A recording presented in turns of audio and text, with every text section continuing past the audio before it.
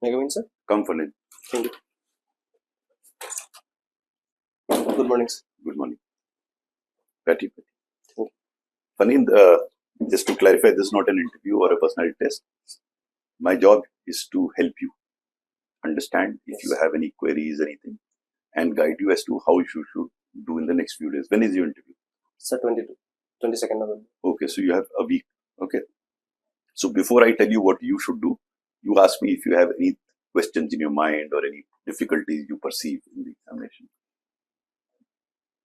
So if there is a question and I have partial knowledge about it, so should I proceed or should I? So good you asked this question. I would have explained this to you in any case.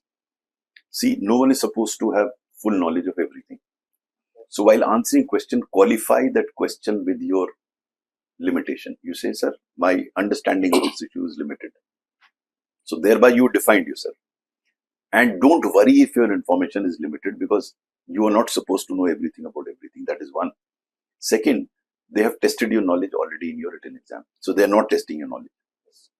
They are looking at how candid you are,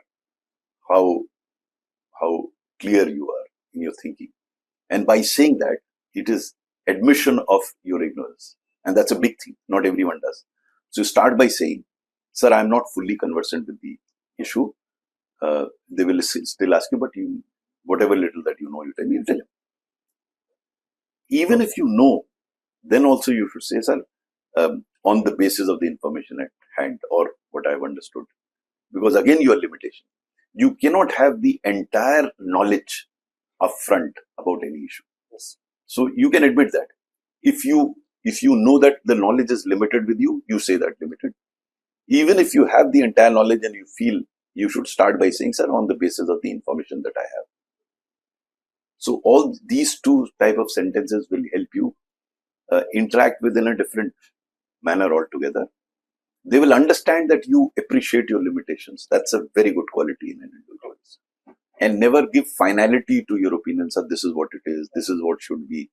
At your age, you're not supposed to come to conclusions about, problems that beset the state or the district or the country or the world. Okay, you can have a point of view, and then there could be a difference of opinion also. In any conversation, there could be difference of opinion. Now, they are also assessing as to how do you handle differences of opinion. You might feel that, oh, I didn't know this. You must start feeling guilty or nervous that I gave a wrong answer. It happens. Yes. Because then what will happen is, whatever you know, you will live in your past failures or past mistakes. You will not be able to answer the questions that you can. So you have to get out. Okay, I committed a mistake. I was not aware. It's very natural for not to be aware. That attitude approach will help you. Any other question that you? Sir, regarding my hairs. Now it's okay, but in a photograph, I was wondering, your hairstyle is fine now. Don't see, people ask me, what should I wear at the interview? I said, whatever you are comfortable in and which is not outlandish. Don't go with a torn jeans or uncut beard, or don't go there. But you have no problem on that front. So that's fine. That's fine. You're adequately dressed and hairstyle is fine. Be normal, sir. You look a bit nervous, but you relax. The reason is you are very young. I saw that you're still 23 years. Huh? Yes. So you still, is this your first attempt or? Second attempt and first interview, sir. The first attempt, what happened? Sir, I appeared for the mains, but couldn't appear for the interview. Which way did you not do well? So I think regarding the attempt, I left out few questions. Okay. This year you've done better? Yes, sir, better. Okay. What is your background? Where did you do your bachelor's? Bachelor's, sir, I have completed in 2020 and I have done my master's after that. Which subject did you do your master's? Geology, sir. Okay. Are you working somewhere or did you work somewhere? Sir. You just trying for this? Yes, preparing for the civil service. Okay.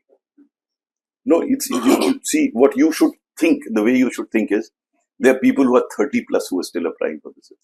Yes. You're young. You have a bright career ahead of you. Even if you don't qualify, you will get it. That will give you enormous amount of confidence. Because if this becomes the be all and the end all, then you'll feel nervous about it. If I don't qualify, what will happen? And that comes to everyone's mind. If this doesn't happen, today with your background, you should be able to get a job anywhere. So that confidence matters quite a lot. So it depends on how do you become confident. And one of the reasons of not becoming confident is the fear of failure. Yes. That if it doesn't happen. In your case, you should not be much of a fear of failure because you have so much time ahead of you. So just relax and take it easy. Next 7-10 days, whatever you have, just take it easy. Okay. Don't acquire too much knowledge. Knowledge you've already acquired. Okay. People sitting on the other side will not be as knowledgeable as you are. Anyone who prepared for the mains exam and qualified it has reasonable amount of knowledge, much better than those sitting on this side. And in any case, as I said, they're not testing your knowledge at all. They're not testing your knowledge. They are testing how you answer a question. How do you approach an issue? Whether you are positive in your dispensation. Whether you look at solutions rather than becoming a part of the problem.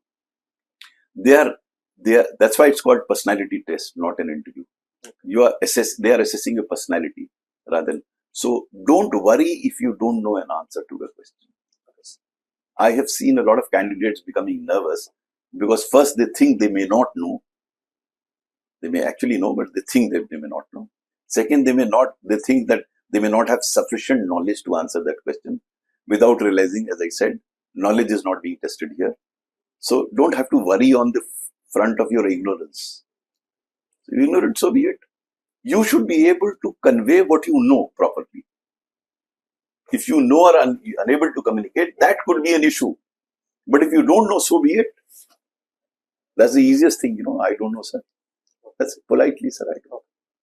And it will not give you any negative mark, I can assure you. What will give you negative mark is if you start guessing. If you don't know yet, you start speaking on it. You speak a wrong fact knowingly. No, don't do that. Because that reflects on your integrity, whether you are capable of conveying your limitations. Not everyone has that strength. You should accept the fact that, okay, sir, I don't know. So be it. Right? So, which district you studied in? I have done my schooling from my native district. Which is? Hemaji. Okay. And I have done my graduations in Cotton University, Guwahati, and masters from Cotton University itself. So, they may ask you questions on Cotton University. Okay. Why is it called Cotton University? What is the background? So, do some preparatory work on that front. Then, they may ask you about the problems of Guwahati. What are the municipal and other urban related problems? Yes. They may ask you about problems about the state. Yes. What are the problems of the state government? I would suggest that you should read the newspapers regularly. Don't read too many things, but at least the newspaper. Because usually a large number of aspirants are asked about current happenings, current events of their state. So if any important issue is being discussed in the media, you should be conversant with that. Okay. Then you should also be conversant with the problems that your district has with the adjoining districts and your state has with the adjoining states like Arunachal, Nagaland, Meghalaya. What are the problems?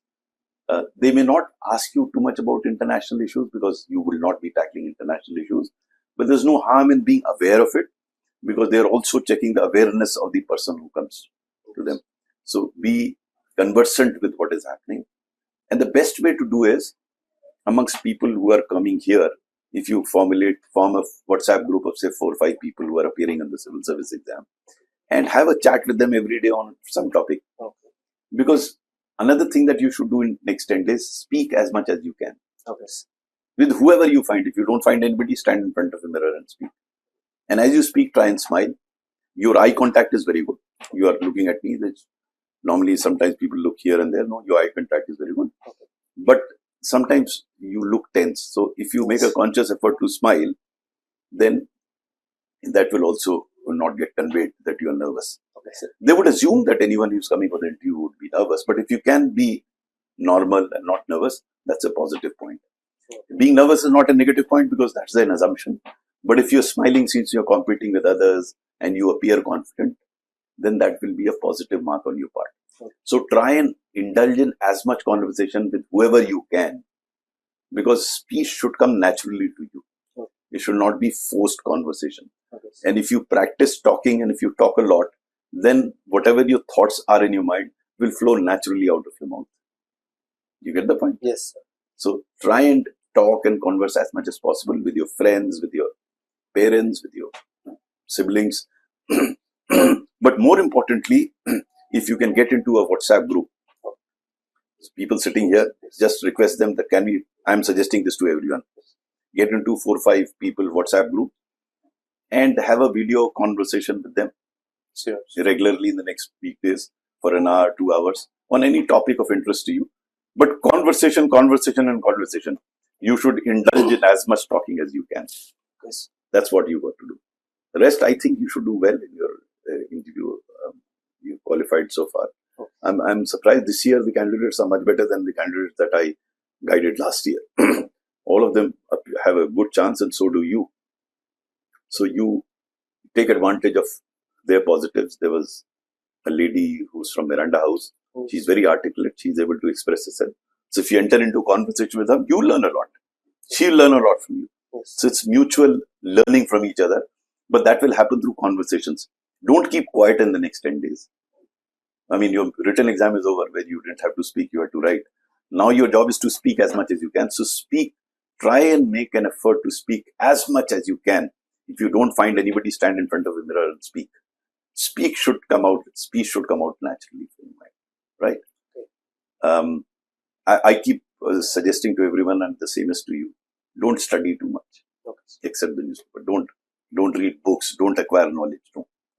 Relax. Next few days, relax. Watch movies. Go to restaurants. Have a chat. But relax as much as you can. Okay? Okay, sir. Right. All the best. Thank you, sir. Right. Have a nice day.